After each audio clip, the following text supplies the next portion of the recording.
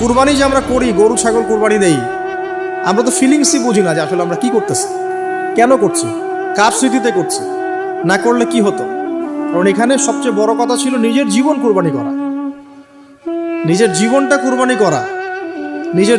নিজের জীবন না আছে, আল্লাহ আমার কাছে একটা খাসি চেয়েছেন, একটা গরু চেয়েছেন, একটা বাহিমাতুল আনআম চেয়েছেন। এখানে তো আমার নিজের জীবনটাই দেওয়ার কথা ছিল।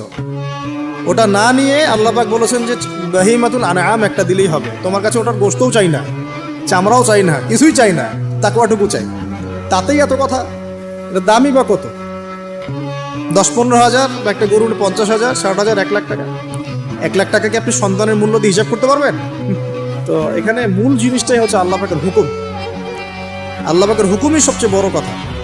এখানে নেকিটা বড় কথা না, বড় কথাটা কি? আল্লাহর হুকুম।